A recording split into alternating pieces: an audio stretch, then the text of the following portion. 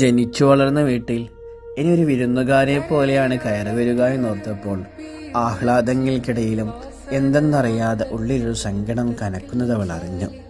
ഇത്രനാൾ ഉപയോഗിച്ച കിടപ്പുമുറിയിൽ അടുക്കി വെച്ച പാഠപുസ്തകങ്ങൾ തലോടിക്കൊണ്ട് മേശയിൽ പലപ്പോഴായി ശേഖരിച്ച കുഞ്ഞു കുഞ്ഞു കൗതുകങ്ങളിൽ നിന്ന് ശൈശവവും ബാല്യവും അവളെ നോക്കി ചിരിച്ചു.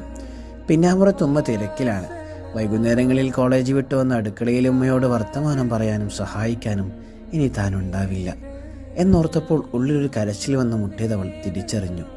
നടുവക്കത്തെ ചുവരിനോട് ചേർത്തിട്ട സ്ഥിരമായി പഠിക്കാൻ വയ്ക്കുന്ന കസേരയുടെ പിറകിൽ വർഷങ്ങളായി തൻ്റെ തലചാരി ഉണ്ടായ അടയാളം ചുവരിൽ എത്ര മായ്ച്ചിട്ടും മായാതെ ചാലകത്തിലൂടെ മുറ്റത്തെ പന്തിലേക്ക് വെറുതെ ഒന്ന് നോക്കിയിരുന്നു. ഉപ്പയോടെ കൈപിടിച്ച് കുലുക്കി യാത്ര പറഞ്ഞ് പിരിയുന്നവർ.